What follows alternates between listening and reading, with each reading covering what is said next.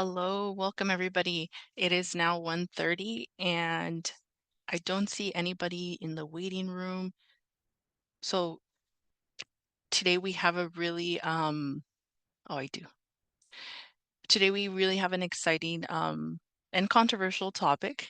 And I think it's good to have these topics brought up and discuss them because I think we all learn from one another.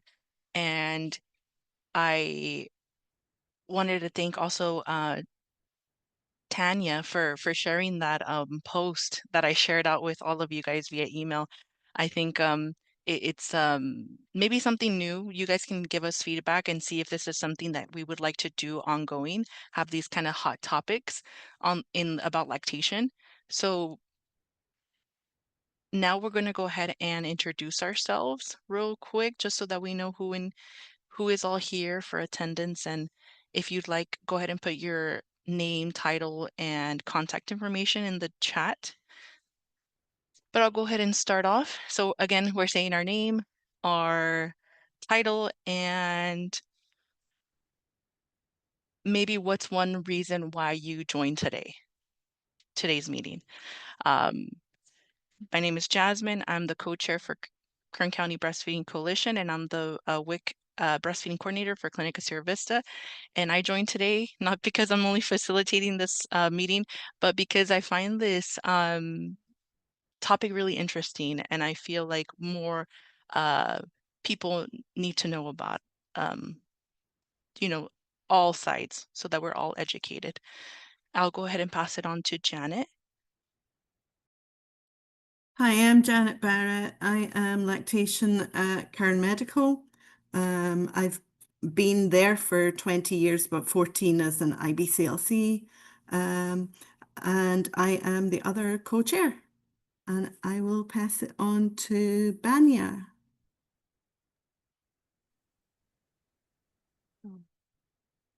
Hello. Hi, good afternoon. My name is Vanya. I am a health education specialist with Current Health Systems or Current Family Healthcare. And I am here today to bring some resources back to my team. And like you mentioned, Jasmine, this was also an interesting topic. And it's something new for me that I just found out about as I read the article. So I'm excited to learn a little bit more and see what everyone else thinks as well. I will pass it on to Kelsey. Hi, I'm Kelsey Bauermeister. I'm a lactation consultant and an RD, also the regional breastfeeding liaison for the AVMC WIC program. Like everybody else, I'm interested to hear more about this topic, learn a little bit more, and take it back to our local WIC agency. And I can pass it on to, has Rebecca already gone? I'll pass it to Rebecca. Hello, everyone. I am Rebecca Santiago, and I'm a health education specialist at Current Family Healthcare. And my team member Banya actually told me and my other team member about this great opportunity, and so we're excited to learn more about these topics that we're going to discuss today. And I will pass it down to my other team member, Bianca. Hello, everyone. My name is Bianca, and I'm sorry, why is my camera not working? But I am a lifestyle coach at Current Family Healthcare as well. Rebecca and I are pretty community-based, so we wanted to join in and kind of get more resources to share with our community. And I will pass it on to, is it Danny Wallace? Hi, I'm Danny Wallace. I am a full spectrum community doula here in Bakersfield and Kern County.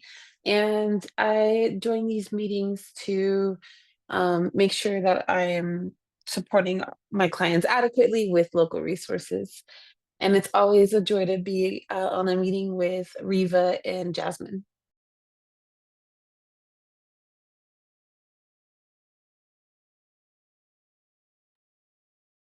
Oh, I'll pass it to Riva. So sorry.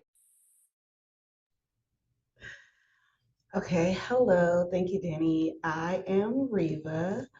I'm the regional breastfeeding liaison for Kern County. I work with both Clinica, Sierra Vista with Jasmine, and as well as the CAP-K WIC organization.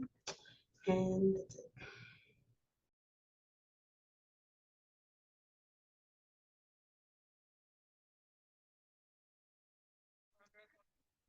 Thank you so much, Tariva.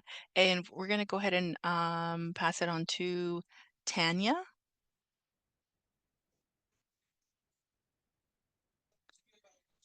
And Miss Tanya, if you are I'm speaking, trying. perfect. I'm over here freezing. Hi, I'm Tanya. I work for Kern County Public Health Department. I'm a social service worker, and I'm curious to hear the people sides of this source. Yeah, it's not a source for me. Yeah, glad to be here. Thank you, Tanya. We're glad to have you. And we'll go ahead and pass it on to Araceli. Hello, good afternoon, everybody. My name is Araceli. I work with Kern Health Systems and the Population Health Population Health Management Department. I am a case management assistant for our program called Baby Steps. So not sure if anyone is new here on the meeting, but what we do is we reach out to our pregnant members or our members that have already delivered their babies. We want to offer them the resources. So I'm glad that I'm attending this meeting because we get to find out how we can help them receive those services for breastfeeding support. My name is Leslie Bloomquist. I'm a women's healthcare nurse practitioner and an IBCLC. I volunteer at Baby Cafe Bakersfield, and I came on this meeting and even remembered when it was going to start because this is a subject that it just about makes me explode. And so I am very anxious to hear what other people think, but also to get another chance to explode. The need for layers of lactation support. So lactation support accompanies many different diverse care team members, right? And also tools. And part of that, those tools, formula does fall under those tools or can fall under those tools, right? So that this really is a layer. I like to think of it kind of like when you're making a lasagna, right? There's a lot of layers when you're making it and to have a delicious lasagna. So I'm sorry, I got out of lunch and so that came to my mind. But it just, I would say,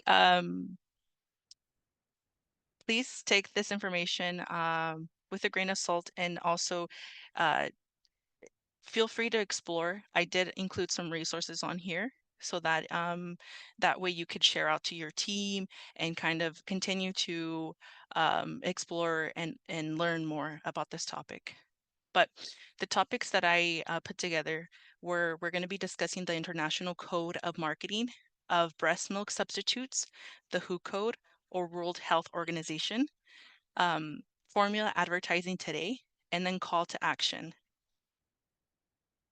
So the International Code of Marketing for Breast Milk Substitutes reads as following: an international healthy policy framework for breastfeeding promotion addressing the marketing of breast milk substitutes like infant formula and bottles, adopted by the World Health Assembly, the decision-making body of the World Health Organization, who this since 1981. And this code, while it is a global policy, this also has come and is now being implemented and has been implemented in policies, specifically WIC, local birthing hospitals. I believe all of our hospitals here in Kern County are either on the 10 steps to becoming breastfeeding friendly, or they're baby friendly.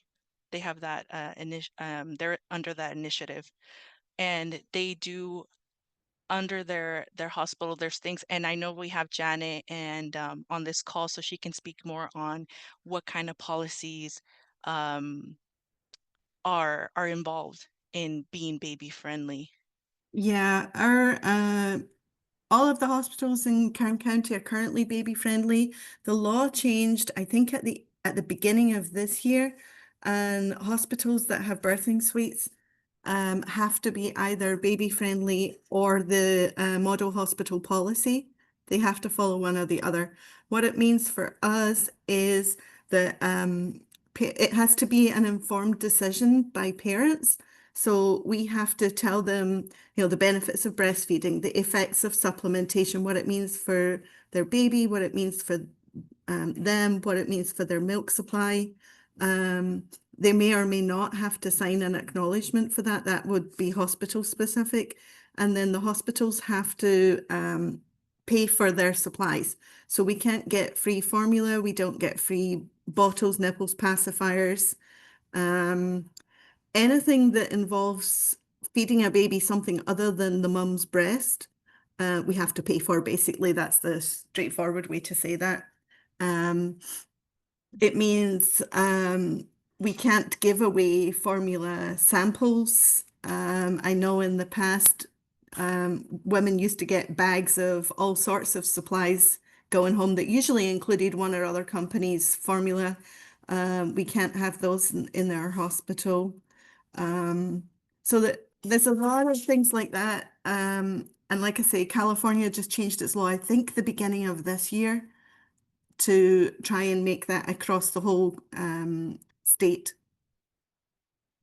And that's only one part of baby friendly. There's a whole lot more to it than that, but that's the international code part. All of our staff have to be aware of it. It has to be included in the training that they get. Thank you so much for sharing, Janet. And you're absolutely right. Yes, the laws did change, and this year, like you mentioned, the birthing hospitals need to be either on the 10 steps or uh, be on the road to become baby friendly. Is there any questions or comments? I know I don't see anything in the chat, but anybody want to come off mute and have a I do. I have a question. And I'm glad that we have representatives from the hospital because um, I spoke to a member and she told me that while at the hospital, she didn't want to breastfeed. I'm not sure, can't remember if it was for personal reasons or medical reasons, to be honest, but she said that she was requesting for her to have her little one get formula, and they told her that they couldn't, that until 3 hours had passed by, that she had to like continue trying to breastfeed. Is that correct? I was curious to understand the policy of the hospitals on providing baby formula to the little newborns. I don't know of a time set for that. She was told she needed to wait 3 hours Right. That after she she knew. had fed last, or until Um, her baby could eat at all. well, she was saying that they were asking her to breastfeed, and she said she didn't want to. She said, "Well, can you just provide like baby formula?" And they told her no. She said they told her that she had to wait 3 hours. I want to say 3 hours after the baby was born, and that's why they were highly encouraging her to breastfeed. So I was just curious on my end to get an understanding on that. I was like, okay, that's interesting, but I I wanted to haven't just I haven't heard of a timeline on that. Usually okay. we're looking for them to eat in the first hour. Okay. But then again, there's no specific timeline on that. Even a breastfed baby, some will feed in that hour and some babies are not ready. They still have to go through their stages to get ready, Mm-hmm. you know. Okay. But I don't know anything about 3 hours before they Okay. can eat for the first time. All right. Thank you. and May like I speak on this? Sure. Yes, unfortunately, as a doula, I am seeing this in the hospitals and it is discouraging. And I feel like there needs to be some communication in the hospital.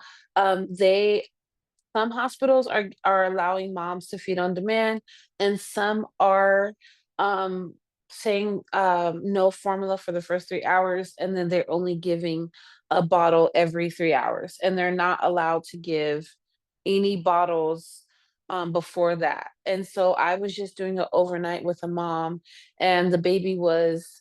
I fed baby, and baby was very hungry, and so I had to soothe the baby for about an hour and a half until they were allowed to give me another bottle. And they said that the bottle comes out of a machine and they can only do it every 3 hours.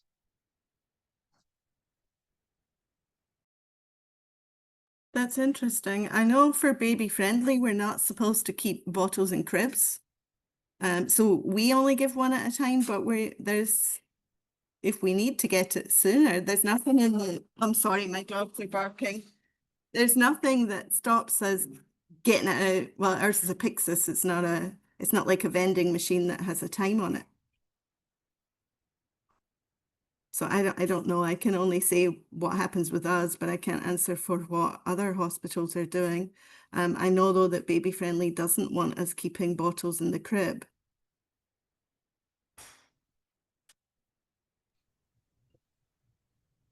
Tariva, did you want to add or?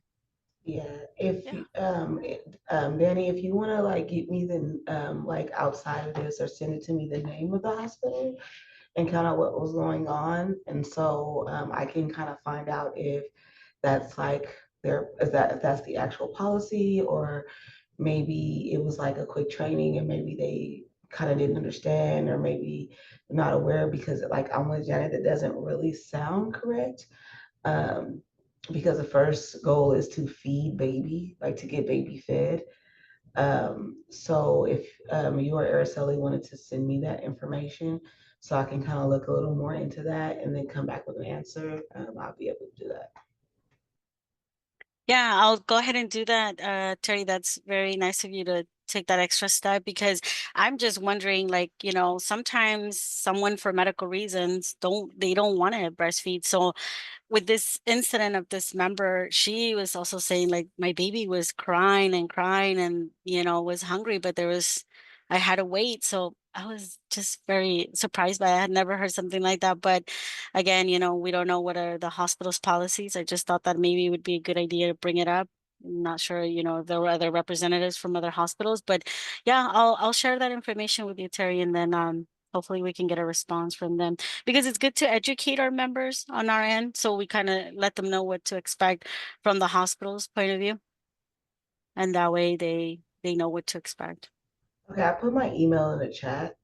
Thank That I you. don't know if you have my phone number, you might. I give it out a lot, but either way, you can Okay, either text me or email me, whichever you feel more comfortable with. Okay. sounds good. Thank you. And thank you so much, Tariva. And for those that may not know the role of the Regional Breastfeeding Liaison, or RBL for short, could you please tell us briefly what is your role when it comes to healthcare providers and breastfeeding practices or breastfeeding education in the Kern County community?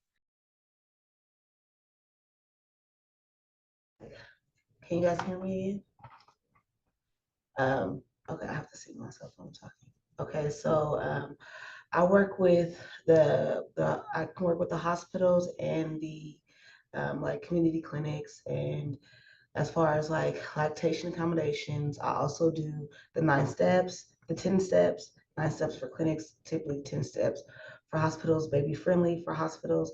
So I'm aware of like those laws and regulations. That's why I was saying that kind of didn't really sound correct from my understanding, but the best way to get an understanding is to have a conversation.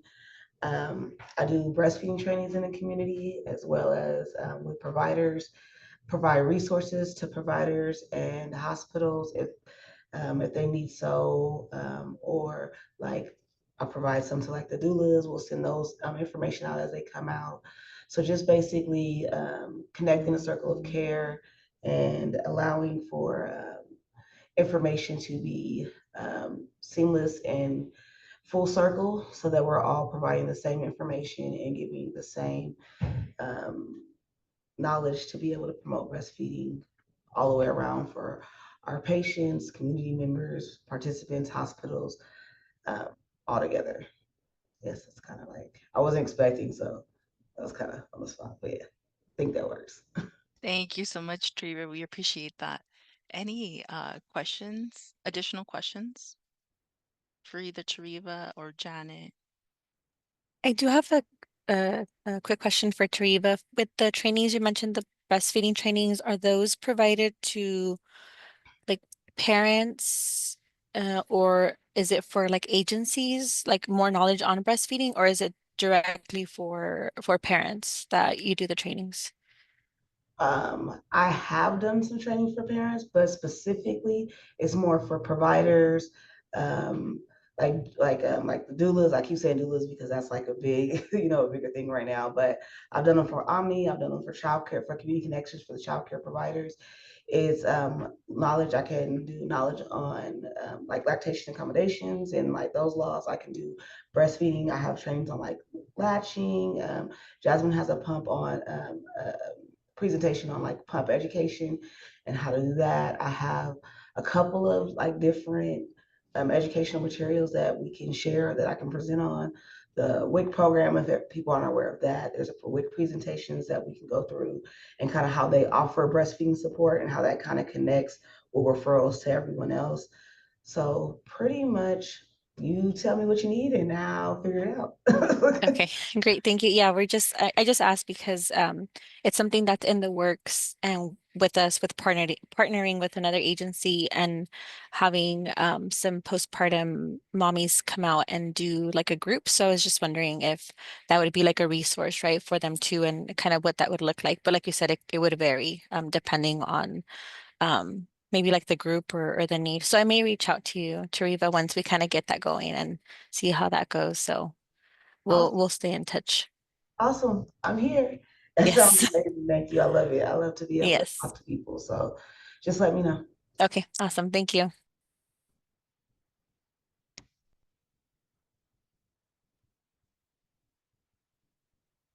Thank you so much, ladies. Any other questions, comments?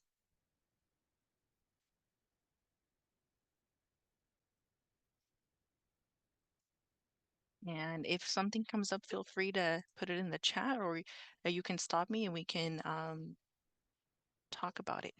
Um, so I'm going to go ahead and move on to the formula milk marketing.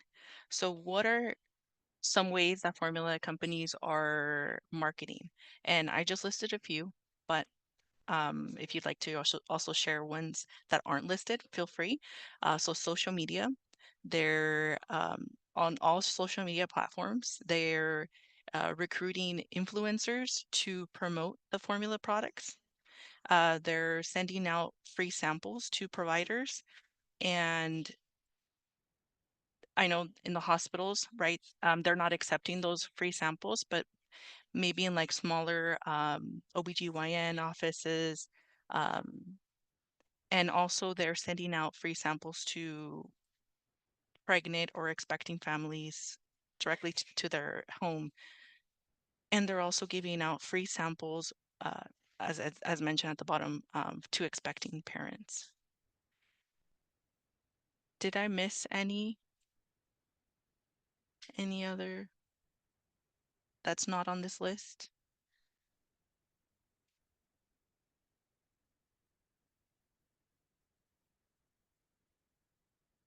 Okay, I'm gonna go ahead and we're gonna go ahead and move on to.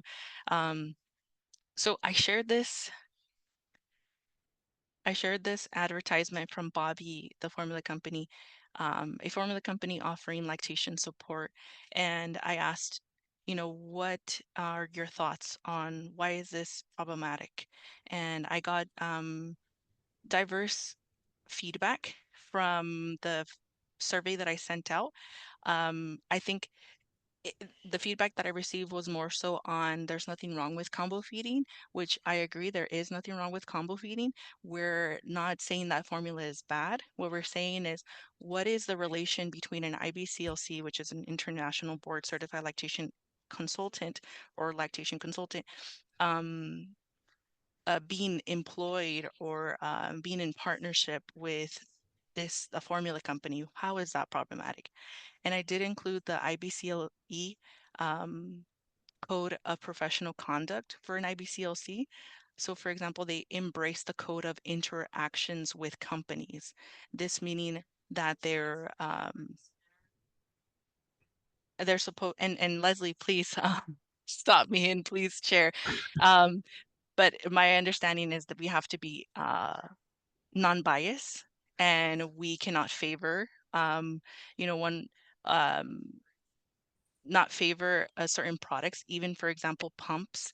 We can't say this pump is superior to this pump, or, we have to just present the facts and not, and it's kind of hard when your employer is, or your partner is, for example, the formula company. How can you not have bias? It's really difficult to share fact-based lactation education and support when your funding is coming from there. So Leslie, please share. So the thing that happens here is that IBCLC is directed when she or he gets their credential, they're directed to protect breastfeeding. Breastfeeding is, there really isn't any comparison between breast milk and formula. And I fully agree that if a parent decides that they want to formula feed, that's their choice, and I will definitely support them in bottle feeding and how to correctly prepare formula and that. But my feeling is that the parents need to be able to decide what they want to do without commercial influence. They shouldn't be deciding that they want to do either because a formula company is giving them free formula, or they're getting that. I always say follow the money. You're not going to make a ton of money teaching people how to breastfeed because they don't have to buy anything from you in order to breastfeed. You education, but the formula companies, their marketing is because they are it's a capitalistic country, it's a capitalistic company, and they're beholden to their shareholders. So they're not going to, they say, oh, they're going to provide lactation support. You just have to think right there, really? What's their ulterior motive?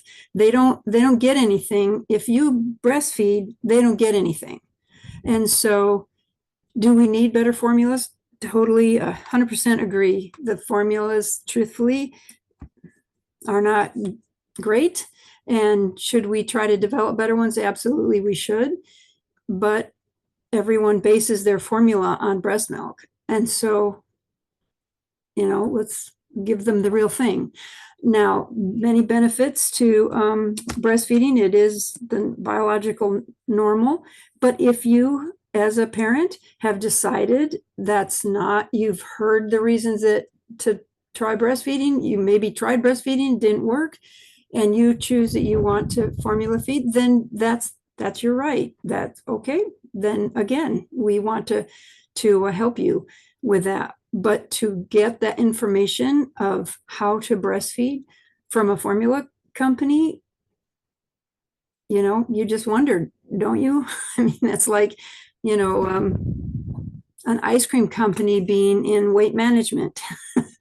And so as an IBCLC, it says that we're supposed to promote and protect breastfeeding. The code refers to formulas. You can't advertise, you can't provide free samples, all that sort of formula, bottles, or teats, which are nipples, okay? And so pumps really technically are not covered by the WHO code. And so you can tell somebody that this pump, you think this pump is better than another pump. And what you tell one person as an IBCLC versus what you educate in the public or in a class or something like that is different also. Because if you're one-on-one with a parent and you know, figure out what it is that's causing the problem or whatever, where the conflict is, and then you can counsel that patient. It's not that IBCLCs shouldn't be able to talk about formula. Of course we should be able to talk about formula. We know a lot about formula. We know how to prepare formula. And truthfully, the formula companies don't give you the correct information on how to prepare formula either. And so it's a conflict of interest to say, you know, I'm backed by a formula company and I'm going to talk to you about breastfeeding, but combo feeding is okay and formula feeding is okay. You know, you're supposed to be promoting and protecting babies, and you're supposed to be promoting and protecting breastfeeding. Being linked partner, that's a conflict of interest.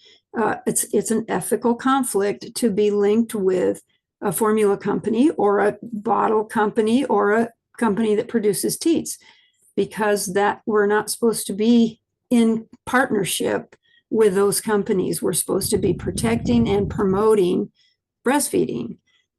That's the deal. And there's a reason that the WHO code is a huge thing, because there aren't very many people who are interested in protecting and promoting breastfeeding.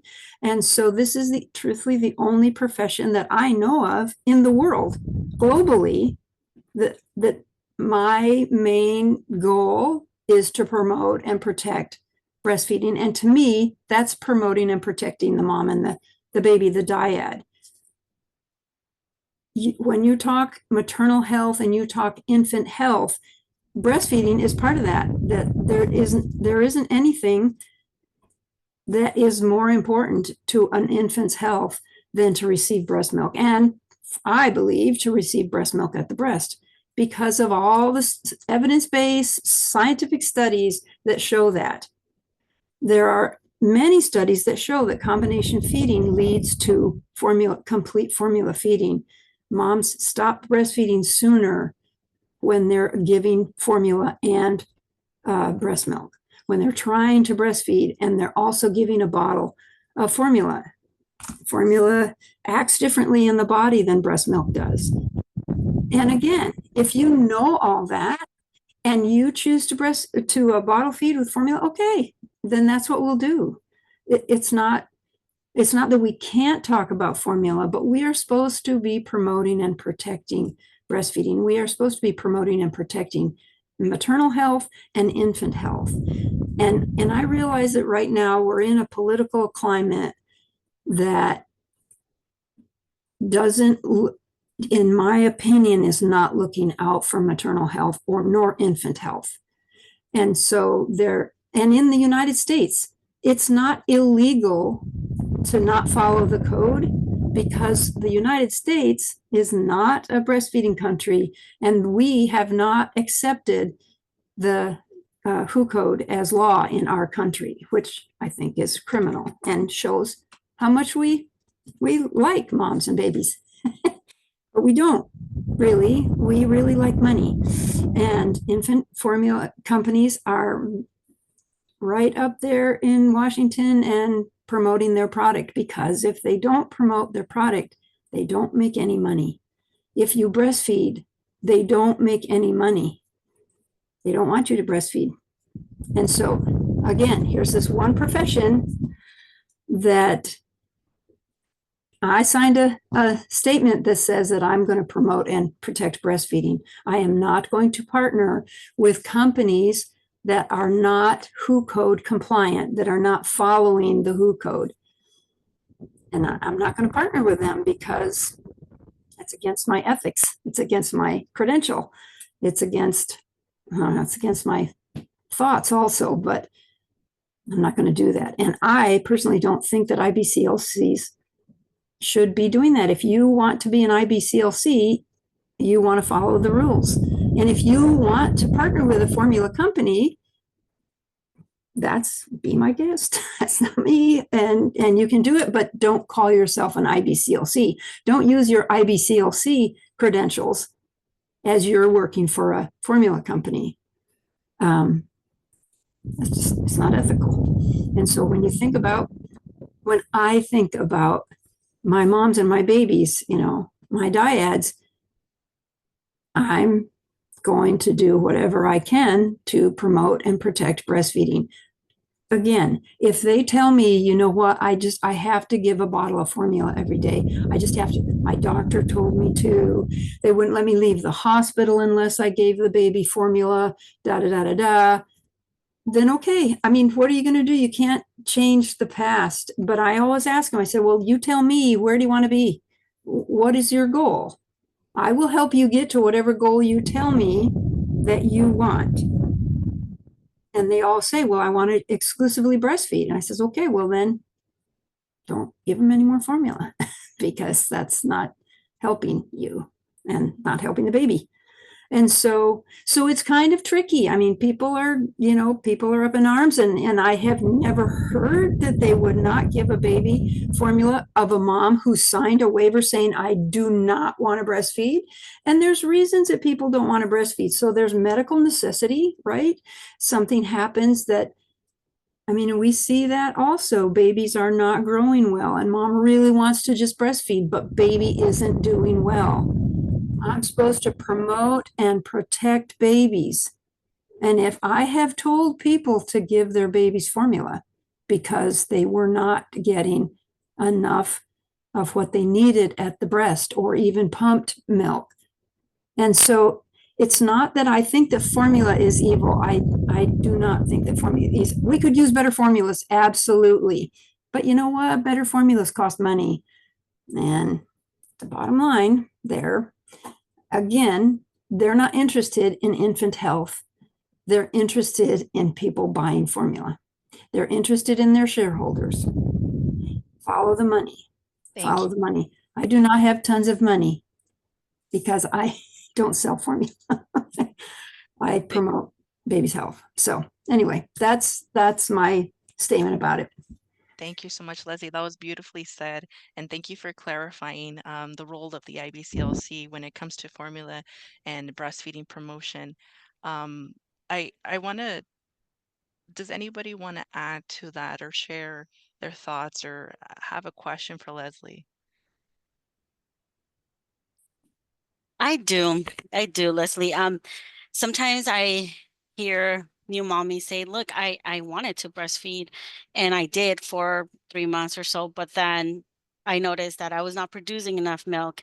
Is it possible for someone that stopped to say, they were breastfeeding for that amount, 3 months, they stopped, and then because we promote or we tell them like, hey, we also cover appointments with a lactation consultant, and we tell them about the breastfeeding groups, but they often tell me, is it possible for me to go back to breastfeeding and produce milk again if I've already stopped for 2 months, 3 months? Is that possible? I'm just curious, because I'd like to be prepared to answer that question for our members and, hopefully continue to encourage them and let them know that Sure. it's possible.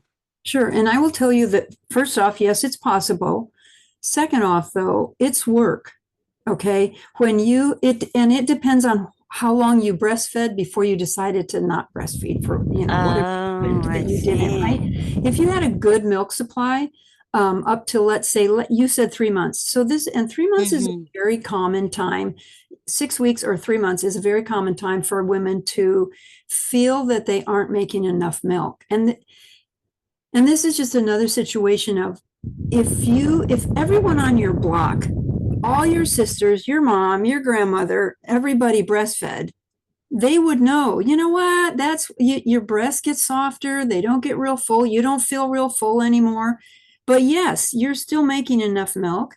The baby maybe is coming back to the breast a little bit more often because they're in a growth spurt. Okay. That's not meaning that you're not making enough milk to feed the baby, but the baby's working on building your supply a little bit because they're going through a growth spurt. They're hungrier. They've been exercising a lot or whatever.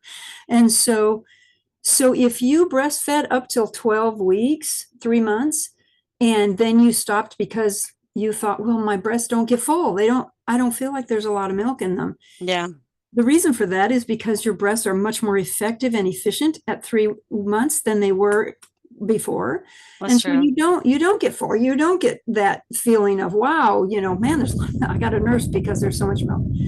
But what I would always say, if anyone is having any concerns, questions, thoughts, wonders, send them to Baby Cafe, contact an Mhm. IBCLC to say, just explain to me, what are you worried about? Let's hear. And, they'll talk to us and I'll say, you know what, everything that you've said sounds completely normal. Hang in there for a couple days. Let me know what happens. And then we'll go from there if there's really a problem. Or I'm like, oh, shoot, yeah, you know what? Your baby really isn't growing the way we think that the baby should grow or whatever. And then we can work on it, or we can just reassure them, yeah, I can understand why that's happening and you would feel that way, but you don't have a sister or a mom or a neighbor, because the United States is not a breastfeeding country. The United States is a formula feeding country, which is unfortunate, but it's the way it is. There are more IBCLCs in the United States than globally, because globally everybody breastfeeds. And so your mom, you can go ask your mom what you should do. Yeah. And so that's the first thing I would say, is that anytime anyone is wondering, well, I don't know, am I making enough? Like, I don't leak anymore. Yeah, I think that's what they're under that impression. Like, Exactly. I came out of the hospital and I was much fuller, and now Exploding. I'm not. But yeah, Yeah, and that's at great 4 weeks, it information was to like know. I would go to the store and a baby would cry and my shirt would be wet, and so that's true. So that's the first thing I would say is, you know what? Let's talk to somebody who understands the process. So Christine Storico, which maybe some of you have heard of, because she's she's an amazing person. She's an amazing IBCLC. And she just did a presentation, because the IBCLCs, most of us anyway, are very concerned about IBCLCs selling out. Okay. And it's money. They're making money. I mean, if I needed money, I might think about it for a second. But she did a presentation, and she talked about the IBCLC needing to be a process specialist and not a product specialist. You really don't need product in order to breastfeed. You don't need a fancy pillow. You don't need chill things to put on your breast to cool them down, I'm trying to think of some of the other things that people say oh my gosh, you have to get this. You have to get them. Make sure you have all this stuff before you start to breastfeed, because you don't need any of that. So we're a process specialist. We know how breastfeeding is supposed to go. We know what a baby is supposed to latch. We know what that looks like. We know what it should feel like. We understand the process of breastfeeding.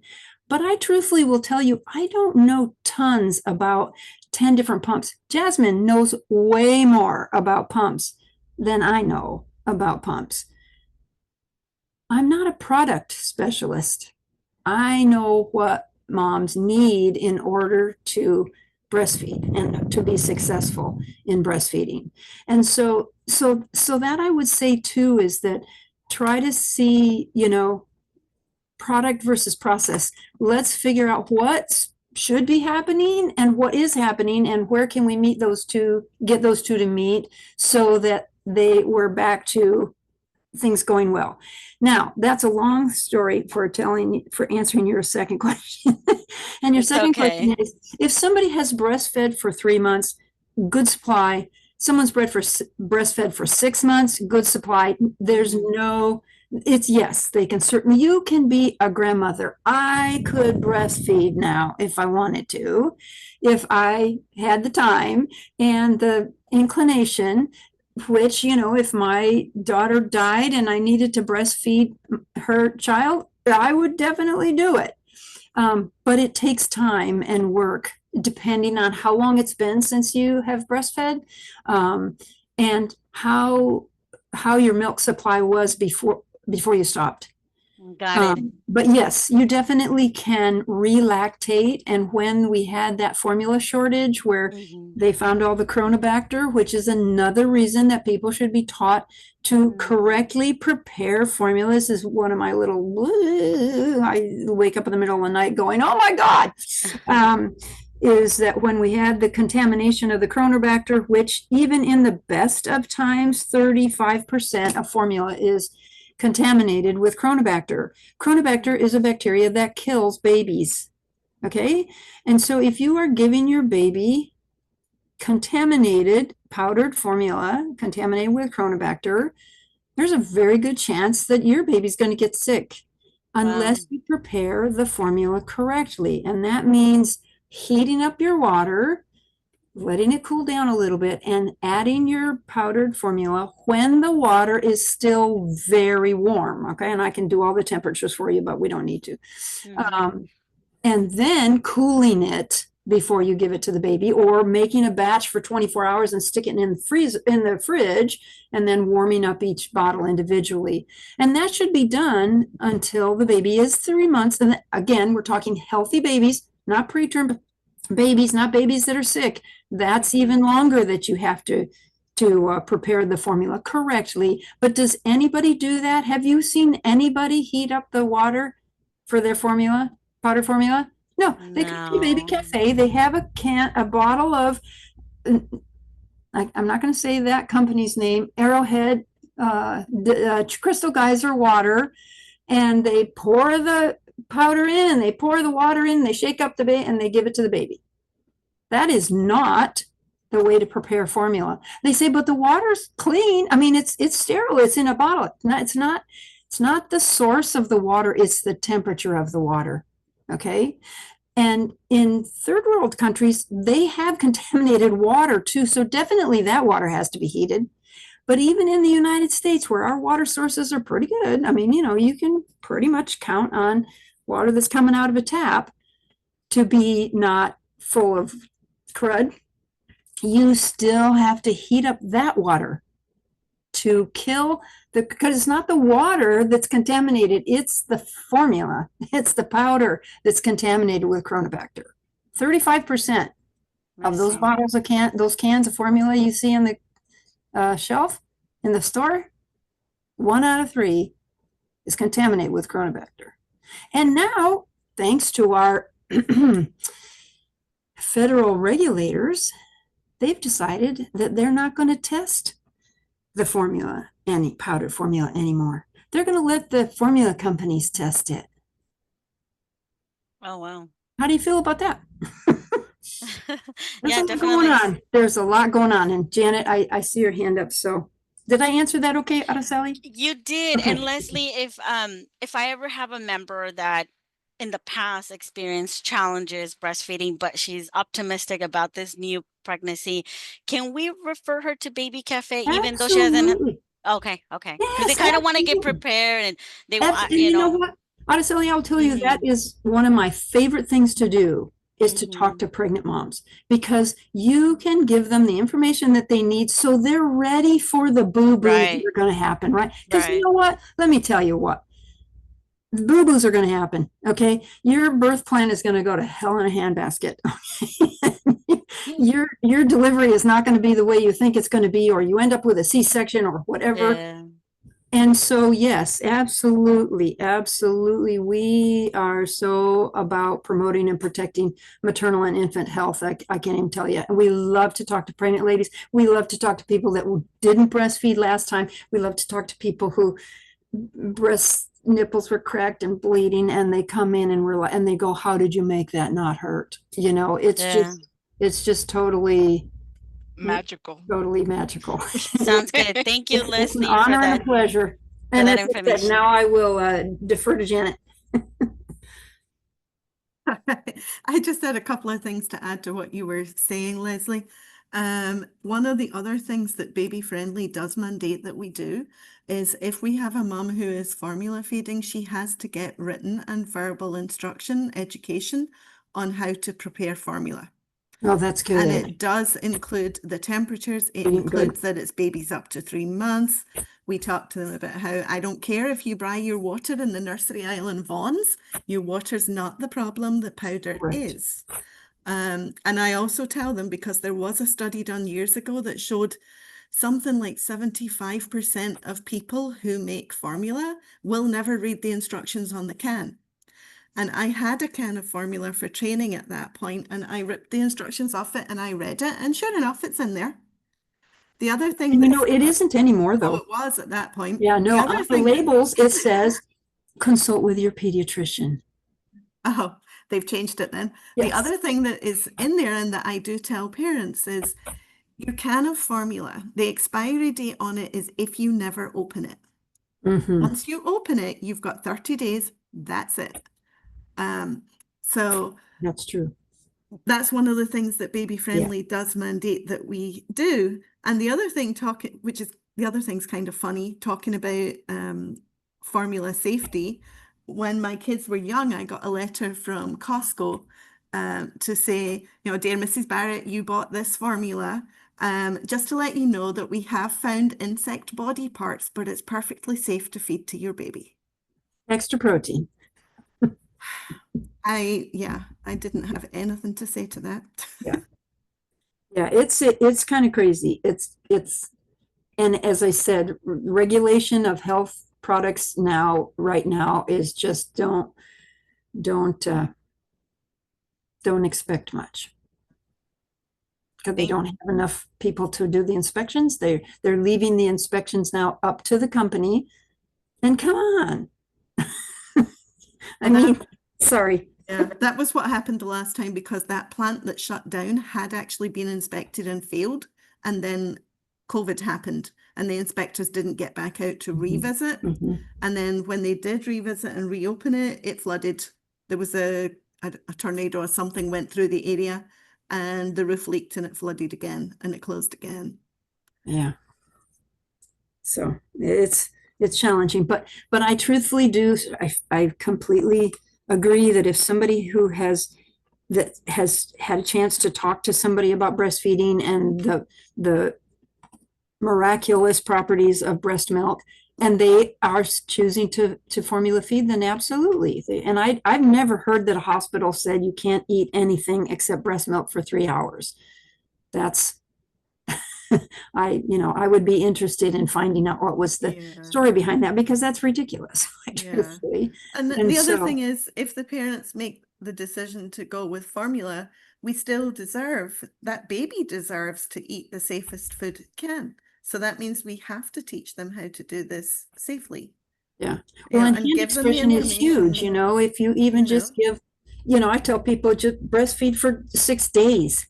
At least the baby gets all that colostrum and seals the junctions in their gut and inoculates their sinuses and all that sort of stuff. And that's so hugely important. But again, if they don't want it, and as I said before, there are reasons to not breastfeed. There are medical reasons to not breastfeed. And there's also, people who've had, trauma and sexual trauma or whatever.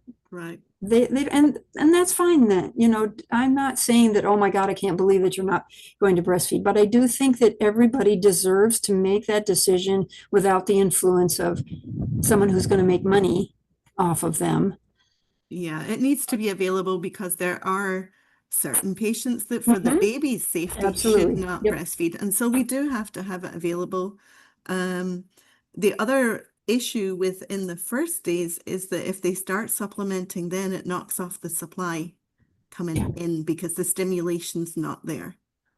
And that's a problem that's specific to us, really, that work in hospital, because by the time they go out into the community, they're getting towards the end of that couple of days, and milk supply is starting to really ramp up at that point. But it can be a real issue in that first couple of days, both in terms of how much milk the mum then makes because of lack of stimulation, but also the baby suck. The actual suck changes. There isn't a woman alive whose nipple feels and is shaped exactly like a bottle nipple. Yeah, thank goodness. So the baby the baby learns to suck differently and then can have trouble transitioning between the two in those first days. But anyway, I'm not going to hog this. Let's hand it back to the presentation. Sorry, Jasmine. No. I love this discussion, and this is, I'm so thankful that both of you are here so that you can speak on this topic and share your expertise with everybody. But a lot of us are in different organizations in different areas in the community, and I just wanted to quickly, can you guys still see my screen? Mhm. So I just quickly wanted to share, these are some other ways that formula companies advertise. So as you will see, this is a famous pop star, Megan Trainor, and she partnered with the Bobby formula, and she shared her story and how, it's a lot of moms can relate to her story, and I think if they like her music and they know her, then this is one way a formula company is profiting off um and getting exposure, right? Getting their product out there. And I did want to also share that this was taken back in 22, 3 years ago. I don't know if this, and I blurred out the OBGYN's office, but this is a local OBGYN that was raffling, does quarterly raffles of infant formula, and it looks like diaper, like little cloth um other baby items on there. So this is just another way locally that the formula companies are getting to our families through the OBGYN offices. And then, mailing out these products, free samples to their home before baby's even born. Um, and this was something that I took from an article, if you guys like to check it out. But I want to go ahead and take this time, these few last minutes, to kind of share what is something that we can do to help. I know we kind of talked about it, anticipatory guidance during prenatally. But if you guys could sum it up in like 5 ways that you could promote breastfeeding, or not, just provide um non-bias, education about infant feeding to our families. What are even 3 ways, 3 to 5 ways? Janet or Miss Leslie or anybody on the call, please. Well, I have to go, so I have to say thanks for letting me vent. But I would say the most important thing to do is to validate mom. What questions does she have? What's she thinking? What scares her? What does she, what kind of get an idea from her to say, hey, let's talk about what's going on and where do you want to be? I had a mom, the fourth baby, happy as a clam, and I said, what are you planning? And she said, I couldn't breastfeed. I can't breastfeed. I tried with the first three. And I said, well, okay, then, I'd like to chat with you for a second about that, but whatever, we're going to support you, whatever you do. And she came back at her 6 weeks appointment and her postpartum appointment. And I said, so how are things going? She goes, oh my God, I'm breastfeeding. And I said, well, awesome.